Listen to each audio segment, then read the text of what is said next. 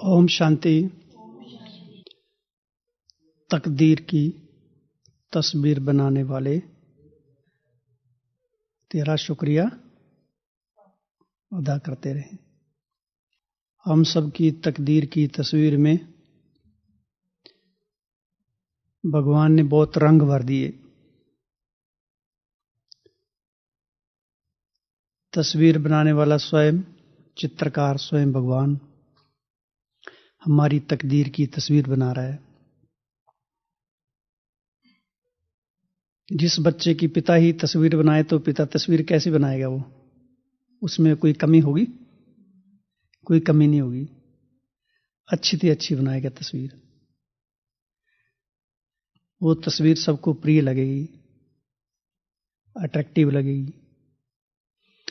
कोई भी ऐसा रंग नहीं होगा जो उस तस्वीर में दृष्टिगोचर न हो।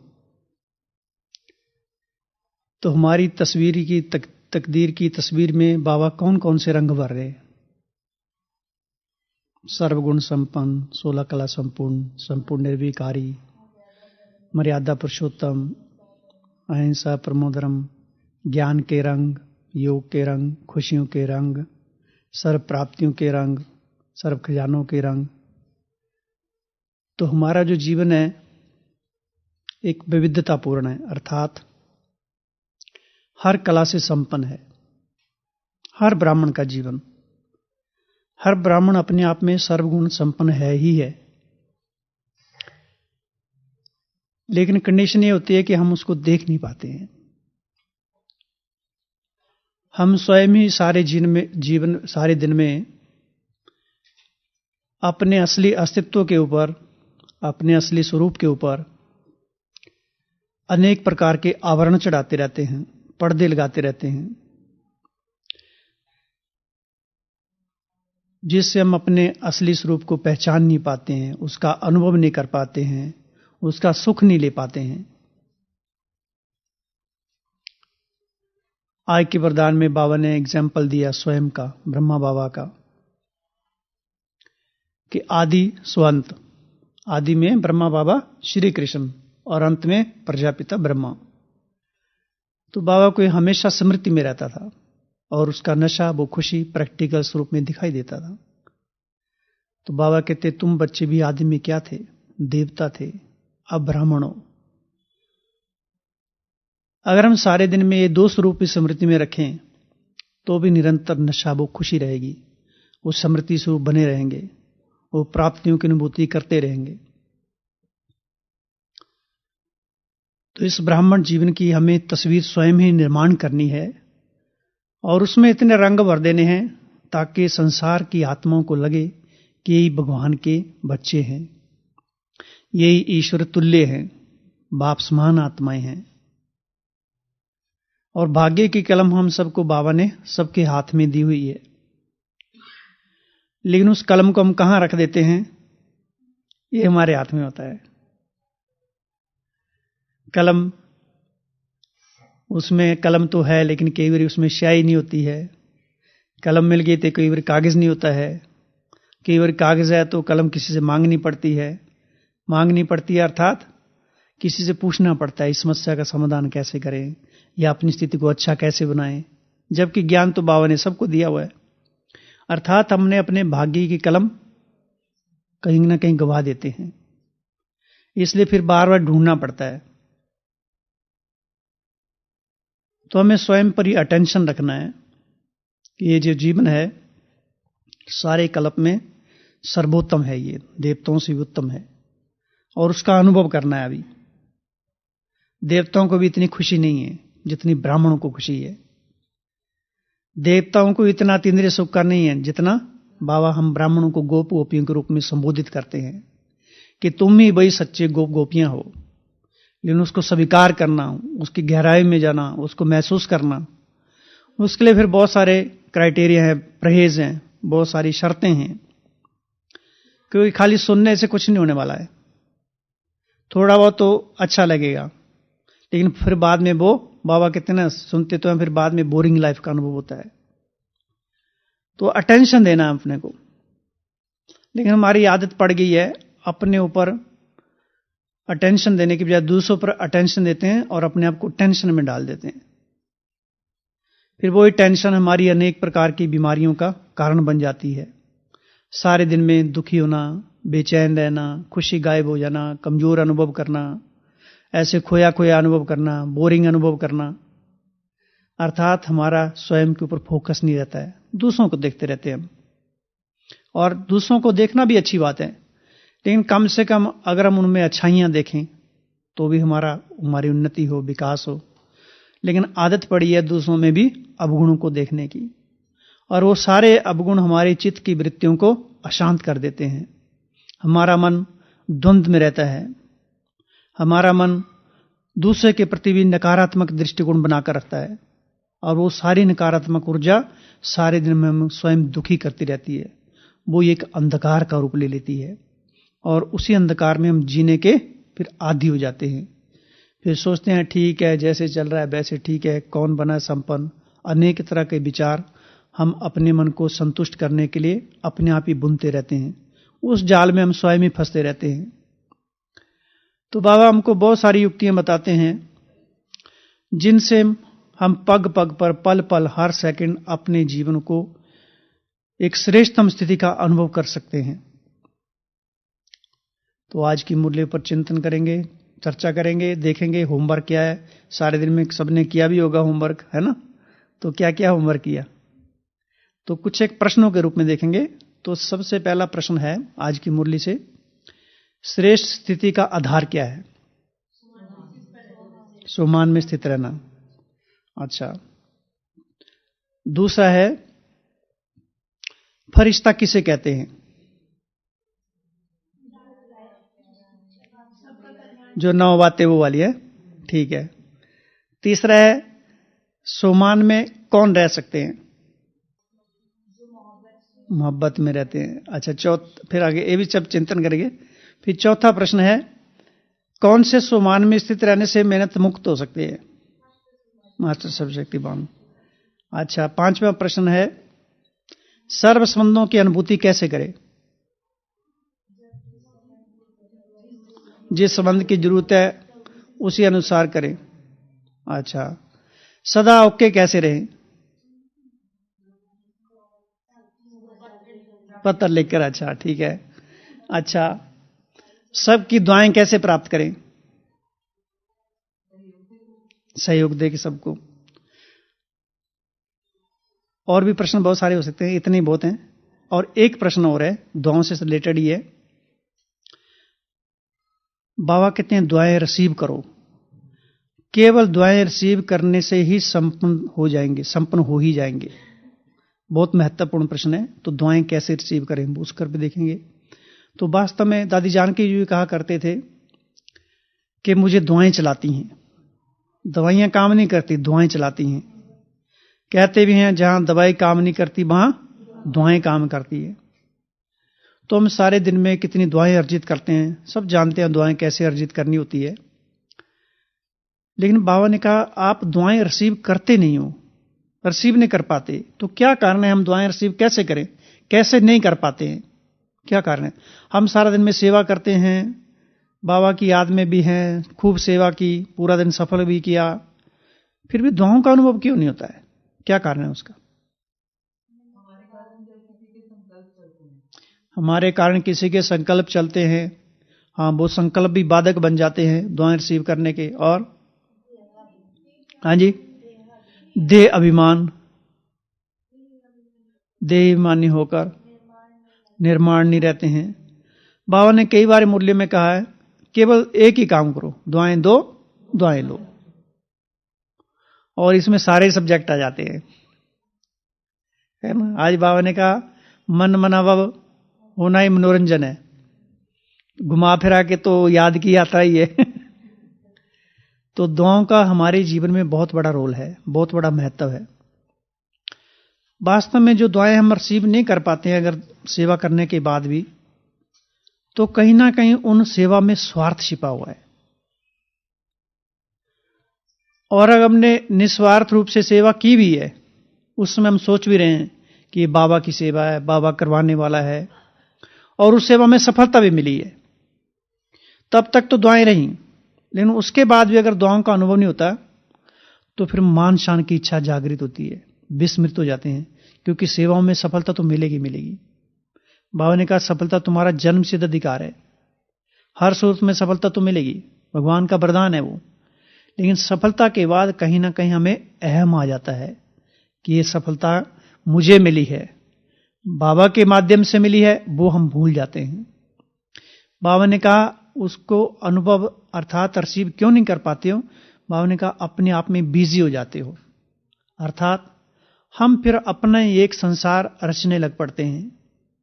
इस ब्राह्मण जीवन में भी आकर जो हमको सेवाएं मिली हैं, उन सेवाओं को छोड़कर, क्योंकि सेवाएं अर्थात हाईवे मार्ग है जो हमको श्रीमत मिली हुई है, उन सेवाओं को छोड़कर अगर हम दूसरे रास्तों पर जाते हैं जो हमको श्रीमत नहीं मिली है, चाहे यहां है चाहे सेंटर पर है, जो हमको बड़ों से सेवा मिली है, उस सेवा को छोड़कर अगर हम दूसरों की सेवा में इंटरफेयर करते हैं या कहीं भी जाते हैं, तो कहीं ना कहीं वो दुआएं रिसीव करते नहीं हम, क्योंकि दुआएं बाबा ने कहा डायरेक्ट कनेक्शन होगा तो दुआएं होगी, लेकिन हमारा कनेक्शन धीरे धीरे टुकड़ों में बट जाता है।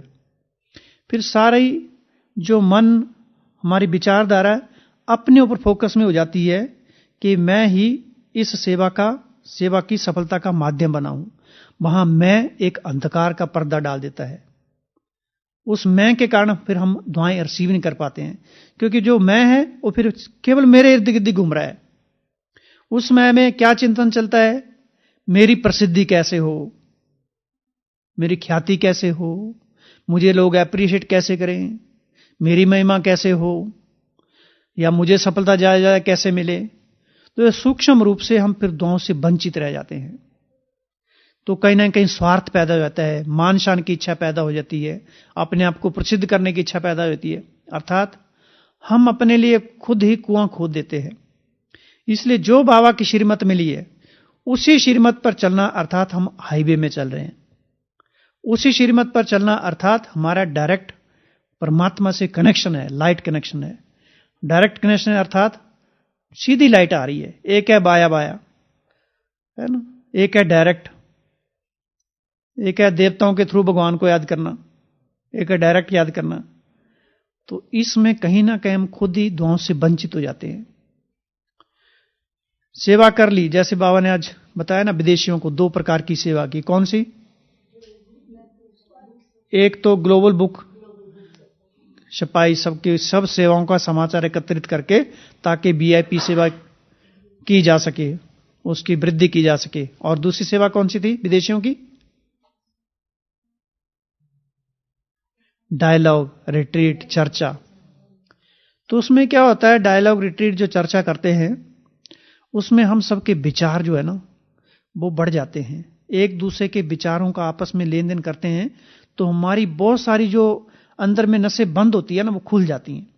अगर हम उसको अटेंशन से सुनेंगे तो, अगर हमारा वहां सीखने का भाव होगा तो, अगर ऐसे है कि नहीं मेरी ही माननी चाहिए, तो हमारा परिवर्तन नहीं होगा। इसलिए जहां भी हम जाते हैं, सेवाओं पर चर्चा होती है या सेवाएं करते हैं, तो वहां हमारा एक एटीट्यूड रहना चाहिए, सीखने की भावना, निमित्त भाव। अगर हमने विचार दे दिया बड़ों को या छोटों को भी अगर वो विचार पसंद नहीं है, हो सकता है छोटों के विचार हमारे से ज्यादा अच्छे हों और उनको प्राथमिकता दी जा रही है, उसको भी स्वीकार करना। तो वहां से भी हमको दुआएं मिलेंगी। अंदर से भी हमारे संकल्प नहीं चलना चाहिए कि ये तो भी कल आया है और इतने अच्छे अच्छे विचार रख रहा है। लेकिन सब आत्माओं की अपनी अपनी साधना है। पिछले जन्मों में भगवान को पता नहीं कितना याद किया होगा उन्होंने, इसलिए भगवान की उन पर बलिहार हो गया। तो हमको एक सीखने की भावना बनी रहनी चाहिए। तो 2 सेवाओं के कारण बाबा कहते, चाहे वो आइडिया देने वाला है, चाहे वो किताब लिखने वाला है, चाहे वो किताब बांटने वाला है, सबकी दुआएं जमा हो रही हैं। इसी तरह से हम यहां सेवाएं करते हैं, चाहे कोई भी सेवा है, उस सेवा में चाहे सब्जी काटने वाले, रोटी बनाने, सबका एक सूक्ष्म रूप से दुआएं मिल रही हैं, है ना। अब जैसे मान लीजिए आप रोटी सब्जी में हैं, लेकिन खा तो सभी रहे हैं ना उसको। अगर हमें आपकी दुआएं रिसीव करनी है, आपने तो बना दी रोटी, आपको तो दुआएं मिल गई, लेकिन आपकी दुआएं अगर हमको रिसीव करनी है तो कैसे करेंगे? तो हमारे मन में खाते समय वो भाव होना चाहिए कि वो हमारा सौभाग्य है कि हम उन आत्माओं के हाथों का भोजन ये स्वीकार कर रहे हैं जिनको स्वयं भगवान ने चुना हुआ है, जिन्होंने अपना कीमती समय निकालकर घर से कुछ बहाने भी बनाकर अनेक आत्माओं का भाग्य के निर्माण करने के लिए मधुबन में पहुंची है। कैसे कैसे आप आए होंगे उधर, और इतने माना भगवान के ऊपर आपका प्यार है, भगवान के ऊपर अर्पित है, और उस मनोभाव को लेकर आप सेवा कर रहे हैं। अगर इन विचारों के साथ हम भोजन ग्रहण करते हैं तो हम आपसे जैसे दुआएं ले रहे हैं। नहीं तो हम ऐसे सोचा ठीक है आपका काम सेवा करना, रोटी बनाने का, आप रोटी बनाए हमने खाए और चले गए, इससे दुआएं नहीं मिलेंगी। तो हमारा हर एंगल दृष्टिकोण कैसा होना चाहिए, ये हमको ही थोड़ा सोचना है, कैसे कैसे दुआएं रिसीव करनी है। तो और दूसरा राजकोट के लिए एक कारों की रैली निकली थी, तो सेवाओं का क्षेत्र है, दुआएं अर्जित करने का है। तो ये तो सेवाओं का हो गया। तो कैसे कैसे दुआएं रिसीव करनी है ये हमको खुद ही चिंतन करना है। अर्थात सेवा करने के बाद एक तो हमारा स्वार्थ की दुनिया का निर्माण नहीं होना चाहिए, मान शान नहीं होना चाहिए, एक मैंपन पैदा नहीं होना चाहिए, उसमें अहंकार नहीं आना चाहिए। सेवा के बाद उसको पूरा बाबा के ऊपर अर्पित कर दें। अगर हम अर्पित नहीं करते तो हमारा विकास रुक जाता है। हाँ, बाहरी दुनिया के हिसाब से भले विकास दिखाई दे, लेकिन आंतरिक संतुष्टता कभी नहीं होगी, हमारी बुद्धि की ब्लॉकेज हो जाएगी। हाँ, बुद्धि तेज भी हो सकती है, लेकिन वो दिल में तीर नहीं लगेगा किसी के, वो केवल बुद्धि तक ही रहेगा, केवल यहां तक ही रहेगा, किसी में परिवर्तन करने का विचार नहीं उठेगा। इसलिए बाबा ने कहा दिल और दिमाग दो चीजें हैं। तो हमको दिल से सेवा करनी है और दिल से बाबा के आगे सारी सेवाएं समर्पित कर देनी है। अगर वो नहीं होता तो हमारी क्या बिसात थी, कुछ भी नहीं थे, उसी की बदौलत तो है ना। तो कौन सा स्विच ऑन करना, तो अंधकार को समाप्त करना है। सोमान की स्मृति का स्विच ऑन करो तो अंधकार, कौन सा, देवान का अंधकार समाप्त हो जाएगा। तो बाबा ने श्रेष्ठ स्थिति की जो साधन बताया वो 3 चीजें बताई। कौन सी? ताज, तख्त, पहले तख्त है, फिर ताज, फिर तिलक है। तो अकाल मूर्त बाबा ने हम सबको ये 3 चीजें दी। कौन कौन सी? अकाल तख्त दिया है, और दूसरा ताज, कौन सा ताज? विश्व कल्याण की जिम्मेवारी का ताज, और तिलक स्मृति का तिलक, जो मस्तक में चमकती हुई बिंदी। तो सारे दिन हमको याद रहा, थोड़ा थोड़ा प्रयास भी किया।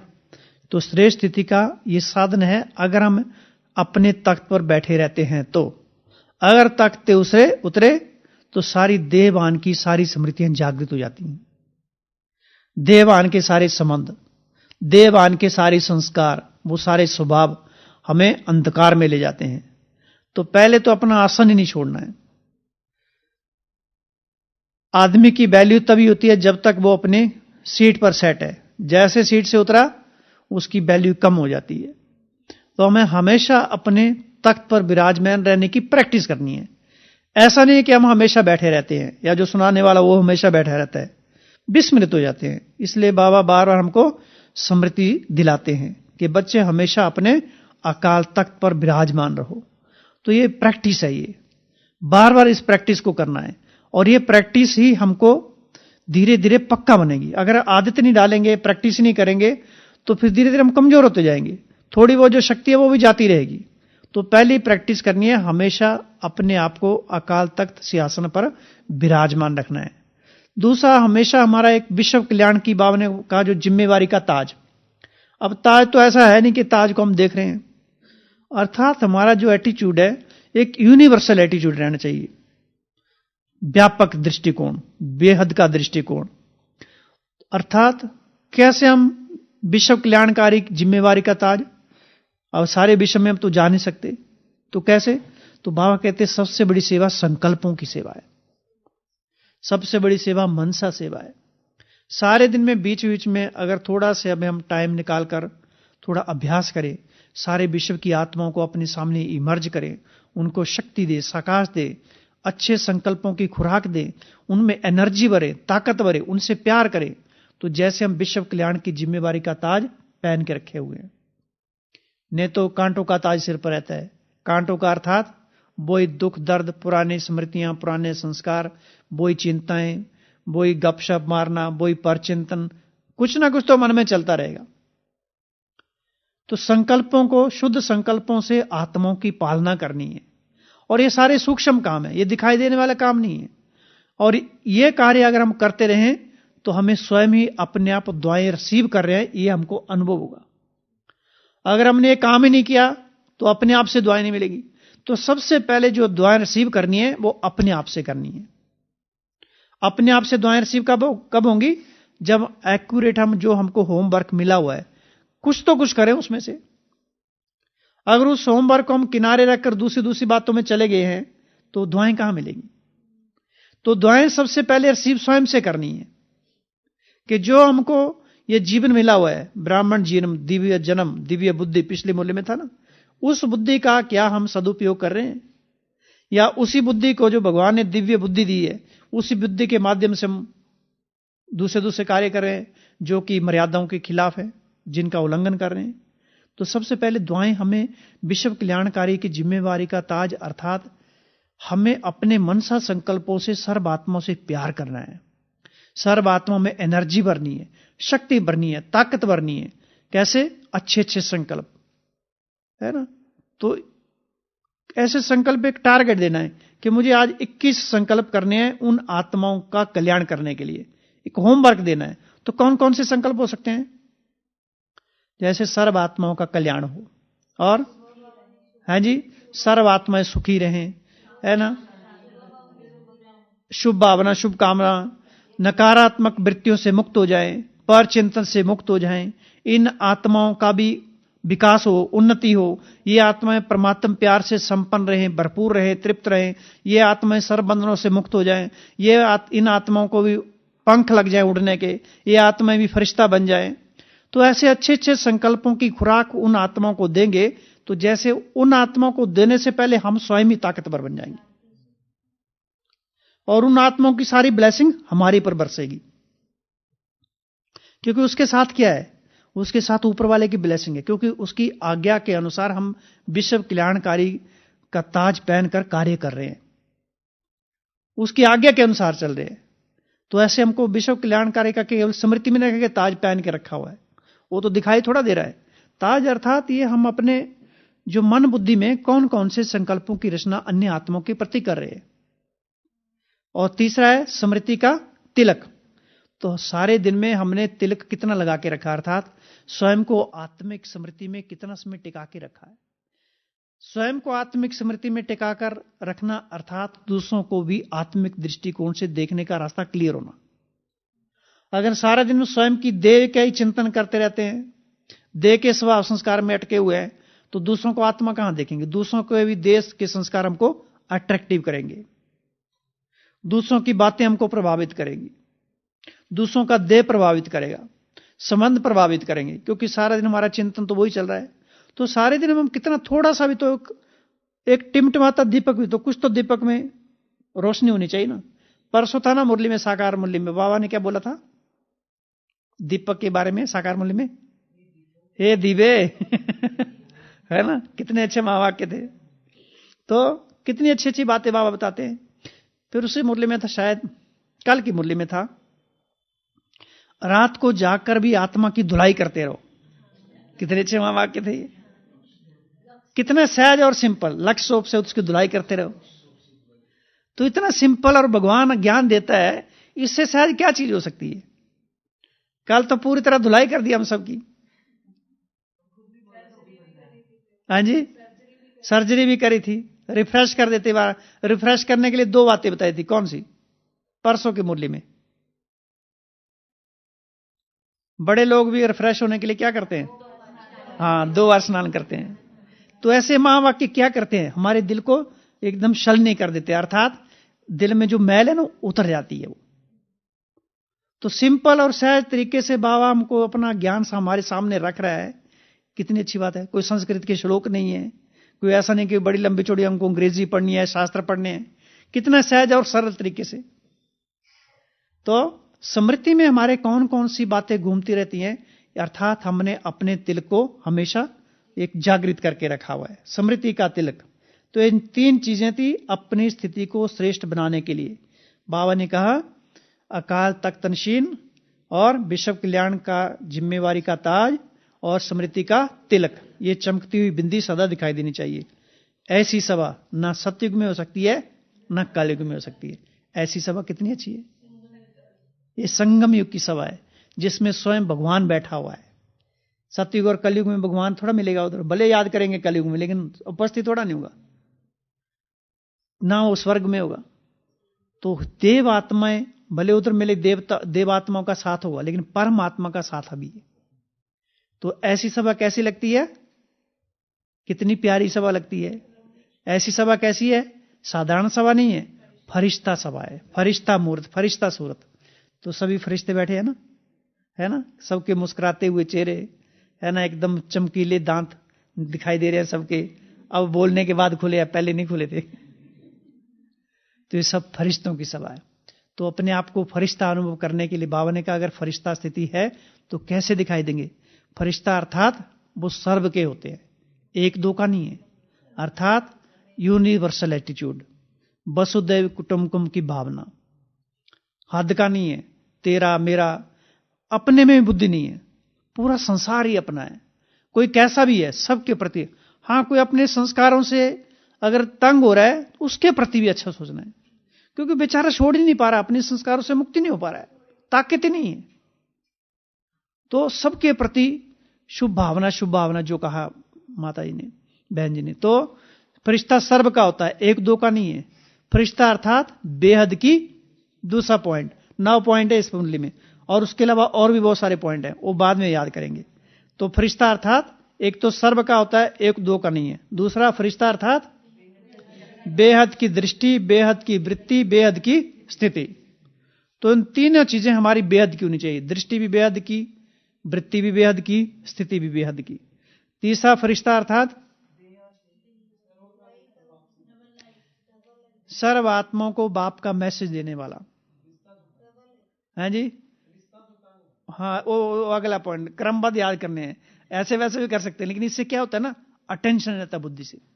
याद करना बड़ी बात नहीं है, लेकिन क्रमबद्ध याद करना, ताकि अपनी बुद्धि को बांध के रखना है। हाँ वो भी बाद में है, अनादि आदि बाद में है। तो तीसरा पॉइंट है कौन सा, अभी बताया ना, अभी देखा बुद्धि कैसे खिसक जाती है। सर्व आत्माओं को परमात्मा मैसेज देने वाला, संदेश वाहक। और चौथा फरिश्ता अर्थात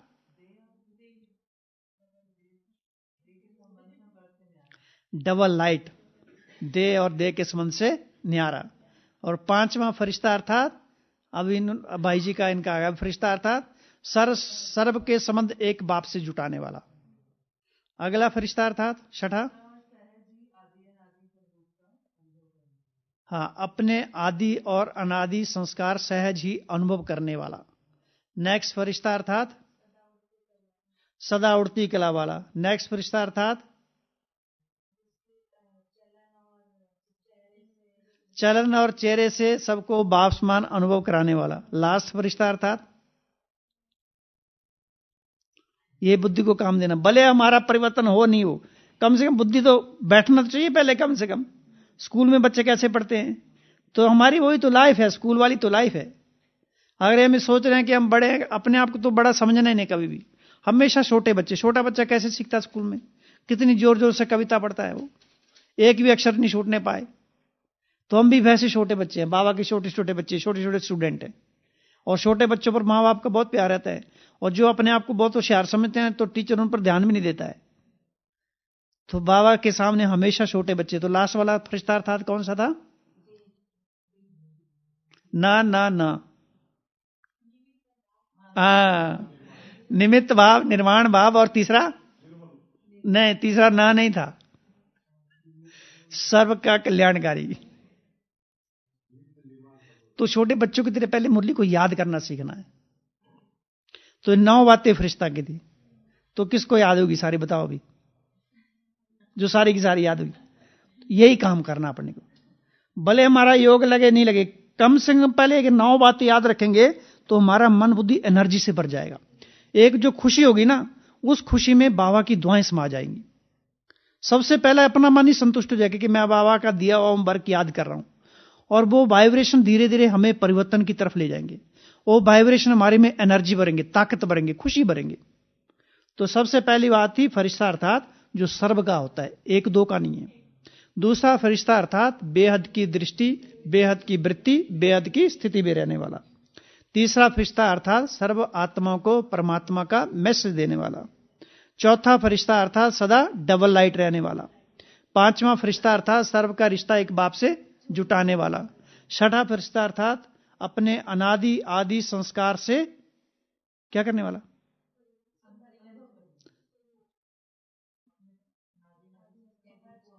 इमर्ज करना, अनादि अपनी चलन और चेहरे से अनादि और आदि संस्कार अनुभव कराने वाला। अगला फरिश्ता अर्थात बताओ, नहीं वो तो लास्ट वाला है, डबल लाइट। पहले था उड़ने वाला, अब डबल लाइट, न्यारा पैरा डबल लाइट। अगला फरिश्ता अर्थात बाप समान, चलन और चेहरे से, एक है अनादि आदि, एक चलन और चेहरे से। और लास्ट फरिश्ता अर्थात निमित्त भाव, निर्वाण भाव और सर्व के कल्याणकारी। तो ये फरिश्ते की 9 बातें थी। उसके अलावा फरिश्ते की बहुत सारी बातें वो बाद में करेंगे। फिर बाबा ने कहा सदा सोमान में रहो। बच्चे मेहनत करते हैं, देववान में आ जाते हैं। एक देववान का अंधकार जाता है, दूसरा जाता है, दूसरा जाता है, तीसरा जाता है। तो सदा इससे मुक्त बनो। और उसका सहज मार्ग बताया, सोमान में रहो। तो सोमान अर्थात क्या? सोमान अर्थात अपने आप को अपनी वैल्यू को समझना, स्वयं का मान क्या है और अपने आप को मान लेना। वो जो बाबा ने हमको टाइटल दिए हैं, जो बाबा ने कहा संसार की नामी ग्रामी आत्माएं हैं, महात्माएं हैं, धर्मात्माएं हैं, अभिनेता हैं, उनसे भी आप कितने ऊंचे हो। क्यों? क्योंकि स्वयं भगवान ने हमको हमें स्मृति दिलाई है, तुम इस संसार के कल्याणकारी हो, है ना, अकाल तख्त नशीन हो। कितने सारे सोमान बाबा देते हैं। तो बाबा कहते हैं सोमान की सीट पर सेट रहो, अपनी सोमान की लिस्ट निकालो। तो अच्छे अच्छे सोमान निकालने हैं। वो मुरली वाले तो हैं, उन्हीं के आधार पर नए सोमान क्रिएट करने हैं, है ना। जैसे नए सोमान कौन से हो सकते हैं? मैं आत्मा इस संसार को प्योरिटी की एनर्जी देने वाली पावरफुल आत्मा हूं, नए सोमान। और उन शब्दों में ताकत होती है। सारे वाक्य महावाक्य तो बाबा की हैं, थोड़ा उल्टे पुल्टे थे करने, इधर का बात उधर से जोड़ देना, उधर का उधर जोड़ देने का। और एक नई चीज है ये, आप रोज ही एक ही की सब्जी आलू खाते रहो तो अच्छे लगेंगे, लेकिन उसी आलू को अलग अलग तरीके से बनाओ तो ऐसे सोमान को घुमा फिरा के यूज करने का। तो मैं आत्मा सारे संसार की आत्माओं को पवित्रता के सागर से प्योरिटी की एनर्जी लेकर सबको प्योरिटी की एनर्जी से भरपूर करने वाली हूं। ऐसे को दूसरा सोमान याद करो। कौन सा दूसरा सोमान लेंगे? मैं डायरेक्ट परमात्मा लाइट से कनेक्टेड हूं और सर्व आत्माओं को करंट दे रही हूं और सर्व आत्माएं हिल रही है ऐसे ऐसे, अपनी बुराइयों से मुक्त हो रही हैं, बंधनों से मुक्त हो रही हैं, जो जेल है उससे मुक्त हो रही हैं। सब आत्माएं कैद में है ना, रावण की कैद में। तो सब आत्मा को जैसे करंट झटका लग रहा है, परमात्मा प्यार का अनुभव हो रहा है। सर्व आत्माओं को परमात्मा प्यार के अनुभव में डुबोने वाली मैं आत्मा हूं। ऐसे नए नए सुमान क्रिएट करने हैं। तो सुमान की बाबा कहते लिस्ट निकालो, अपनी लिस्ट निकालनी है। मुरली के आधार पर एक नई लिस्ट क्रिएट करो और लिस्ट निकालते निकालते निकालते ही शक्तिशाली अनुभव करेंगे हम। क्योंकि चिंतन करना है, मन बुद्धि को हम काम नहीं देते ना, तो फिर योग में भी रस नहीं आता है। बाबा ने कहा ना, योग में फिर बोर हो जाते हैं, बोरिंग लाइफ लगती है, क्योंकि मन बुद्धि को नवीनता दी नहीं हमने। कुछ संडे पहले मुरली में था ना, तुम नवीनता के लाइट हाउस हो। कितना अच्छा था वो, याद आया किसी को? तुम बच्चे नवीनता के लाइट हाउस हो। तो हर बात में नवीनता करनी है। मुरली में नए तरीके से नवीनता, योग में नवीनता, सेवाओं में नवीनता, ज्ञान में नवीनता। कम मेहनत ज्यादा सफलता। आज की मुरली में लास्ट में विदेशियों से मुलाकात में कम मेहनत ज्यादा सफलता। नए नए संकल्पों के साथ नई नई ऊर्जा भरनी है। आत्मा को नवीनता पसंद है। तो सोमान की लिस्ट रखनी है सामने। जब बाबा ने कहा सोमान की अगर स्मृति है तो वो अंधकार स्वतः समाप्त हो जाता है। जैसे रोशनी के आगे कोई भी अंधकार ठहर नहीं सकता है, ऐसे सोमान क्या है? हमें रोशन करने वाला है। हमारी जो अज्ञानता का अंधकार है, जो कमजोरियों का अंधकार है, विस्मृति का अंधकार है, उससे हम सब आत्मा मुक्त होकर तो फिर अकाल तख्त पर बैठ सकते हैं, तो सिंहासन पर बैठ सकते हैं। सिंहासन पर बैठने के लिए योग्यता तो चाहिए ना। अगर योग्यता नहीं है तो कैसे होंगे? स्कूल में प्रोफेसर वही बनते हैं जो डिग्री लेकर आता है, डिग्री नहीं तो कैसे बैठेंगे। तो सिंहासन पर भी बैठने के लिए डिग्री चाहिए, ताकत चाहिए। सिंहासन पर चलाने बैठकर ही तो सारे राज्य को चला सकते हैं ना। राज्य को चलाने की डिग्री नहीं है तो सिंहासन पर भी कैसे बैठेंगे। तो ये सम्मान क्या है, एक डिग्री है ये। और बाबा ने कहा ना, सबसे बड़ी डिग्री, सबसे बड़ा सम्मान कौन सा दिया, सदा मास्टर सर्वशक्तिवान के सम्मान में स्थित रहो तो मेहनत करनी नहीं पड़ेगी। कितनी अच्छी बात है ये। तो मास्टर सर्वशक्तिवान अर्थात क्या, हमारा स्वयं के ऊपर संपूर्ण अधिकार, संपूर्ण कब्जा, संपूर्ण नियंत्रण, चाहे वो आंखें हैं, चाहे मुख है, चाहे कान है, नाक है, संपूर्ण कर्मेंद्र पर हमारा शासन हो। धोखा तो देंगे बार बार, बाबा ने लेकिन कहा, लेकिन कर्म में नहीं आना है। लंबे समय से हमने इन कर्मेंद्रियों को शुद्धिकरण करने की प्रैक्टिस की होगी तो स्वतः वो नेचुरल नेचर बन जाएगी। 2 संडे पहले मुरली थी ना, बाबा ने कहा तुम्हारी विशेषता है, नेचुरल नेचर ही तुम्हारी विशेषता है। तो वो हमारी नेचुरल नेचर हो जाए, वो हमारा ज्ञान अपने आप काम करे, जरूरत नहीं पड़े उसकी। जैसे आजकल क्या होता है, साइंस बाबा कहते कितनी सूक्ष्म हो गई है। घर के आगे जाते हैं, गेट लगा होता है बंद, जैसे गाड़ी सामने जाए गेट अपने आप खुल जाता है। ऐसे ही कोई भी समस्या अगर सामने आती है तो ज्ञान की लाइट अपने आप क्लिक हो जाएगा, अपने आप खुलेगा और वो समस्या अपने आप ही खत्म हो जाएगी। तो वो सम्मान मास्टर सर्वशक्तिवान के ऊपर चिंतन करना है। सर्वशक्तिवान अर्थात क्या, स्वयं के ऊपर पूरा राज्य, स्वराज्य अधिकारी, पावरफुल सोल, कर्मेंद्रियों पर पूरा अनुशासन, या समाज में रहते हैं, परिवार में रहते हैं, सबके दिलों पर कब्जा, सबकी दुआएं अनुभव करने वाले, सबकी ब्लेसिंग लेने और सबको देने वाले, सर्वशक्तियों से संपन्न, परमात्मा छत्रछाया में रहने वाले। तो चिंतन को बढ़ाना है। तो बाबा ने कहा एक ही सम्मान में स्थित रहो तो सारा अंधकार समाप्त हो जाएगा, कोई मेहनत नहीं करनी पड़ेगी। नहीं तो बताया ना सवेरे बहन जी ने, चूहा आया, फिर बिल्ली आया, फिर कुत्ता आया, फिर उनको पालने के लिए और रखा, पूरा गृहस्थी में फंस गए। तो ऐसी छोटी छोटी बातों में फंस जाते हैं क्योंकि सम्मान को भूल जाते हैं। तो सिंहासन पर बैठे रहना है। तो ये था कितनी, चौथी बात। 5वीं बात थी, बाबा ने कहा बाप तुम्हें ऑफर करते हैं क्या, क्या ऑफर करते हैं, सर्व संबंधों से, सर्व संबंधों का अनुभव करो। जिस समय जिस संबंध की जरूरत पड़ती है उसमें उसको याद करो। अगर दोस्त की याद जरूरत पड़ रही है, दोस्त के संबंध की, और हम बाप को याद करें तो मजा नहीं आएगा। वो तो दोस्त के रूप में, तो संबंधों के ऊपर कैसे अनुभव करेंगे उसको। इसलिए पहले पिछले संडे को भी बताया था, बाबा को पत्र लिखने का संबंधों से, भले रोज नहीं लिखो लेकिन अष्ट संबंधों से जरूर पत्र लिखो। भले लिखा है किसी ने कभी, क्या लिखा, मेरे परम प्रिय प्रियतम, उसके आगे फ्रेंड के लिए लिखा। हाँ, आप कैसे फ्रेंड हो, मेरी मदद नहीं करने आते हो, कहां बैठे हो, दोनों तरीके से लिखना है ना। तो बाबा कैसे पत्र लिखना अच्छे अच्छे शब्दों में, उसकी भी दिल हिल जानी चाहिए, उसको भी लगना चाहिए हाँ ऐसा पत्र लिख रहा है। और बाबा तो रोज 4 पेज का पत्र लिखते, बताया ना आज मुरली में, इतना बड़ा पत्र लिख देते याद ही नहीं रहता है। तो भाई हम दिन में डिस्कस कर रहे थे कि बाबा को छोटा पत्र लिखना चाहिए, लेकिन फिर सोचा नहीं इतना बड़ा क्यों लिखा, सदा होके। तो हम सोच रहे थे बाबा इतना बड़ा पत्र क्यों लिखते हैं, क्योंकि सबकी पसंद अपनी अपनी होती है। अब मान लो 4 लाइनें हैं, वो हमको पसंद है, आपको पसंद नहीं आए तो अनेक वैरायटी आत्मा, इसलिए बाबा को इतना लंबा चौड़ा पत्र लिखना पड़ता है, 4 पेज की मुरली है ना। तो हम बाबा को रोज पत्र लिखे सर्व संबंधों से, है ना। अगर वो साजन है तो साजन को कैसे पत्र लिखेंगे, हाँ, और जो अपनी इच्छाएं हैं, मनोकामनाएं पूर्ण करने के लिए उसको पत्र लिखते हैं, है ना। सारी जिम्मेवारी उसकी है और मेरे जीवन का ठेका उसने लिया हुआ है, अब तो मैं कुछ नहीं करूंगी, है ना, जो करना तुमको कर ले नहीं तो मैं अपने वापस पेके चले जाएंगे, पियर घर चली जाऊंगी। फिर वो मनाने आएगा, देखना बाबा मुझे मनाने आया हुआ है, मान जा मेरी सजनी, अब मान जा थोड़ी तुम ही से खाऊं, तुम ही से बैठो, तुम ही को खाऊं है ना। जान की दादी कहते थे ना, बाबा आप कितने मीठे हो, लगता मैं आपको खा जाऊं, कच्चा ही खा जाऊं तो बाबा से ऐसे मीठी मीठी रुरवान करनी है। तो पत्र लिखना अपन, भले हो किसी को बताने का नहीं, तो लिखो लेकिन उसको जरूर। तो क्या है, हमारे अंदर की जो सारी ना शक्ति जागृत हो जाएगी। कुछ तो काम करना पड़ेगा ना। तो किसी भी संबंध से बाबा को पत्र लिखो, हमारा उसमें चिंतन बढ़ेगा। और पत्र तो संसार में सभी ने लिखा होगा, छोटा छोटा, है ना। पहले तो पत्र की कितनी वैल्यू होती थी।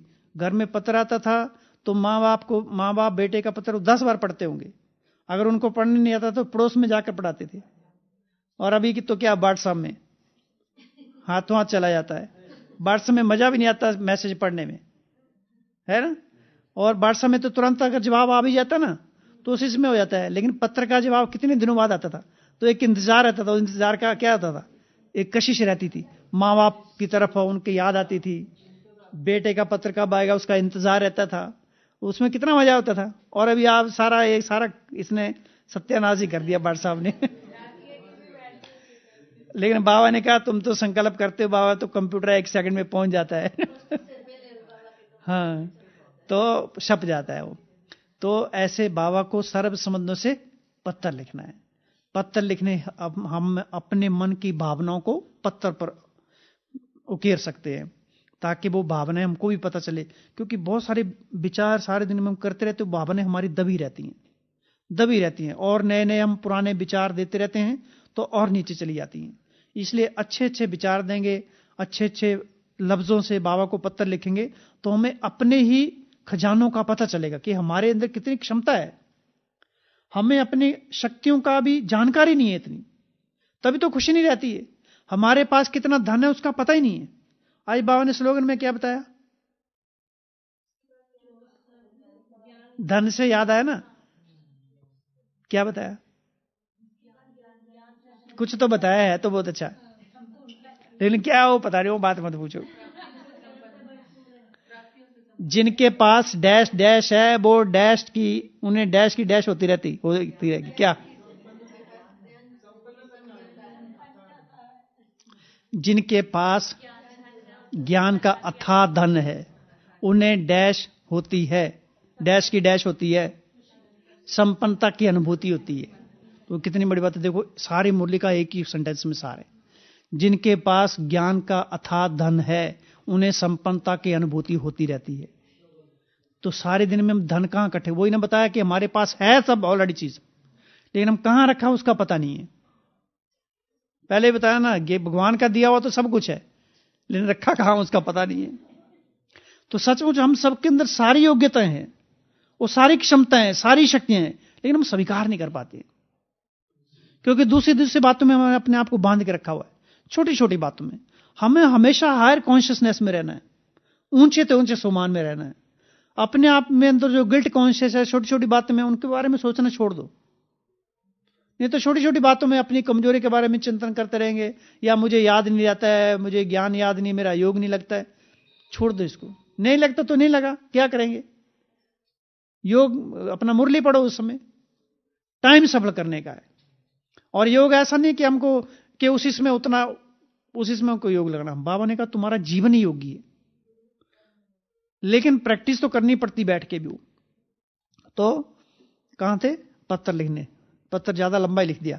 तो सर्व संबंध से बाबा को पत्र लिखने का है। ऐसा नहीं, बाबा ने कहा बिंदु समझेंगे तो क्या होगा, बोर हो जाएंगे। तो बिंदु नहीं समझना, बड़ी बिंदी समझना है, और उस बिंदी में मैं छोटी बिंदी समा गई, विजुलाइज करना उसको। तो ये था ये। फिर बाबा ने सेवाओं के बारे में बताया, तो दुआएं कैसे करनी है। अब देखेंगे फरिश्ता अर्थात क्या है। इसी मुरली से जो बाकी सारे पॉइंट है, फरिश्ता की बहुत सारी परिभाषाएं हमने सवेरे उस एंगल से देखा कि एक तो 9 बातें वो थी फरिश्ता, एक दूसरी बात है फरिश्ता अर्थात आकर्षण मुक्त। बाबा ने कहा हाईवे को छोड़ के चले जाते हैं तो आकर्षण में चले जाते हैं।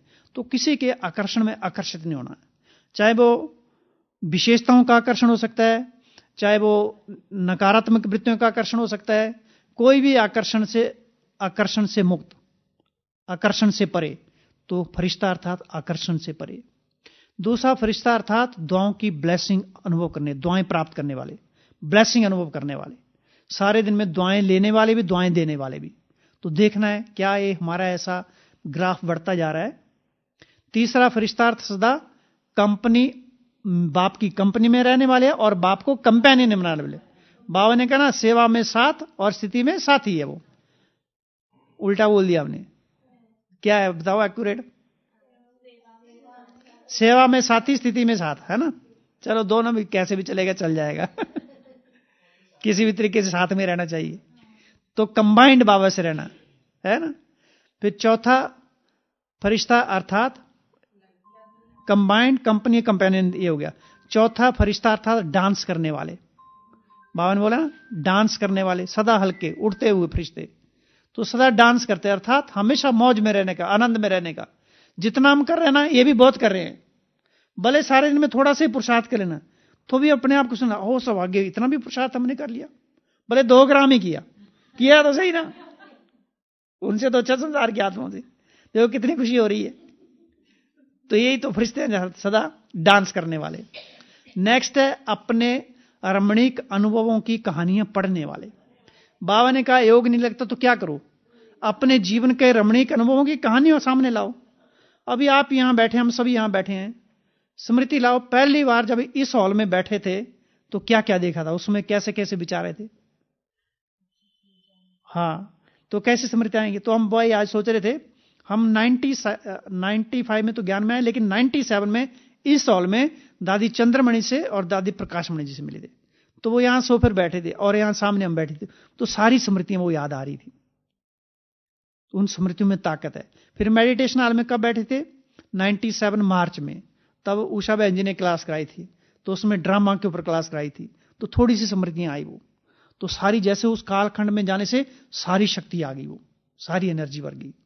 अपने ब्राह्मण जीवन के अनुभव को याद करो। जब हमको ये बाबा का ज्ञान मिला था तो दीदियों ने कितना प्यार किया था। वो दीदियां हमको क्या लगती थी, जैसे देवियां हैं, है ना। कितनी पालना की थी टोली खिलाते हुए। फिर कुछ दिनों के बाद उसी दीदी ने कुछ बोल दिया तो वही दीदी दुर्गा लगी, जैसे देवी तो लगी लेकिन दुर्गा के रूप में। तो कितनी, लेकिन वो दुर्गा भी हमारे कल्याण के लिए थी। दृष्टिकोण तो हमारा है, क्योंकि जीवन में लव और लाभ दोनों का बैलेंस चाहिए। अगर खाली प्यार ही है तो भी हमारी जो हड्डियां कमजोर रह जाएंगी, इसलिए लव और लाभ दोनों जरूर चाहिए।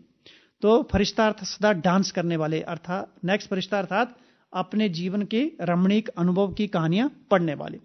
नेक्स्ट फरिश्ते अर्थात सदा उड़ने वाले, अर्थात देह रूपी धरनी से सदा ऊपर के चिंतन में रहने वाले, इस दैहिक संसार से ऊपर। नेक्स्ट फरिश्ता अर्थात सदा स्नेह और सहयोग की डैश में रहने वाले। आज की मुरली में क्या था, सदा स्नेह और सहयोग की डैश में रहने वाले, गोदी में रहने वाले। तो जैसे हम बाबा की गोद में बैठे हुए, अनुभव करना, महसूस करना, जैसे परमात्मा प्यार मेरे पर बरस रहा है, और वो प्यार बरसते जैसे देह का बाण वो अंधकार समाप्त होता जा रहा है। मैं आत्मा मस्तक में एक चमकती हुई मणि स्वयं को स्पष्ट अनुभव कर रही हूं, और मैं आत्मा कितनी मुस्कुरा रही हूं। परमात्मा प्यार की वो सारी शक्ति, वो सारी बरसात मुझ पर हो रही है। जैसे परमात्मा, जैसे शिव बाबा मुझे देख के मुस्कुरा रहा है, और मैं आत्मा भी जैसे मुझ आत्मा का मन मयूर नाच उठा है। तो ऐसे अनुभव करना है। तो फरिश्ता अर्थात सदा स्नेह और सहयोग की गोदी में रहने वाले। नेक्स्ट फरिश्ता अर्थ सदा हाईवे पर चलने वाले, गलियों में नहीं। छोटी छोटी बातों में अपने को बिजी नहीं रखना। सदा हाईवे अर्थात मुरली एक हाईवे पथ है, सदा अपने आप को उसमें डुबो कर रखना। ज्ञान योग धारणा सेवा उसमें बिजी रहने वाले। नेक्स्ट फरिश्ता अर्थात इच्छा मात्र अविद्या। इस संसार की वो इच्छाएं हमें जागृति होनी चाहिए जिससे हमारा पुरुषार्थ स्टॉप हो जाए, रुक जाए। हमारे पुरुषार्थ की गति बढ़नी चाहिए, वो इच्छा जरूर रखनी है, अच्छा बनने की इच्छा। नेक्स्ट फरिश्ता अर्थात सबको जिए दान देने वाले, सबको रास्ता बताने वाले। नेक्स्ट फरिश्ता अर्थात सदा खुश रहने वाले, सदा खुशी, सबको खुशी बांटने वाले। नेक्स्ट फरिश्ता अर्थात लव में लवलीन रहने वाले। आज बाबा ने कहा कोई लव में रहते हैं, कोई लव में लीन रहते हैं। तो हमेशा परमात्मा प्यार में समाये रहने वाले। आत्मा अगर विस्मृत होती है फिर पकड़ के लाओ, फिर जैसे समुद्र में डुबो दिया उसको। एक दृश्य इमर्ज करना है, जैसे परमात्मा प्यार का सामने एक ड्रम पड़ा हुआ है, ड्रम ही सोच लो या सागर ही सोच लो, और आत्मा को पकड़ा और उसमें डुबो दिया। फिर मन बुद्धि जाता है, फिर पकड़ो, फिर डुबो दो, फिर जाता है, फिर पकड़ो, सारा टाइम यही करते रहो तो डुबोए रहे। तो बाबा भी देखेगा बच्चा तो लगा हुआ है ना। तो परमात्मा प्यार में समाये रहने वाले। नेक्स्ट फरिश्ता अर्थात मुश्किलों को सहज करने वाले। नेक्स्ट फरिश्ता अर्थात मन मना बाबा को मनोरंजन अनुभव करने वाले। नेक्स्ट फरिश्ता अर्थात नथिंग न्यू, सब किनारों से परे। नेक्स्ट फरिश्ता अर्थात सदा ओके रहने वाले। नेक्स्ट फरिश्ता अर्थात सदा सर्व प्राप्तियों से संपन्न। नेक्स्ट सदा प्रश्नों से पार, हमेशा प्रसन्नचित्त रहने वाले। नेक्स्ट, सदा सोमान में स्थित रहने वाले। नेक्स्ट, सदा सर्व का सहारा बनने वाले और समाये रहने वाले। नेक्स्ट, मेहनत ना अनुभव करने वाले। तो ये फरिश्ते की सारी मुरली में परिभाषाएं थी। तो अलग अलग एंगल से मुरली को याद करने की प्रैक्टिस करनी है, क्योंकि बाबा कहते हैं मुरली एक ऐसी लाठी है जो आपको स्वर्ग के गेट पर पहुंचा देगी।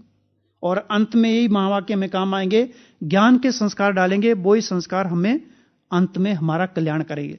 दूसरा कोई अंत में बाबा भी हमारा उद्धार नहीं करेगा, क्योंकि इतने सालों से हमारा उद्धार कर रहा है और हम अपना उद्धार करने की बजाय दूसरी बातों में लगे तो वो भी क्या करेगा, क्योंकि बाद में तो बाबा साक्षी हो जाएगा। तो हमें अपने ऊपर रहम करके अभी जो पुरुषार्थ करना कर लेना। ठीक है। ओम शांति।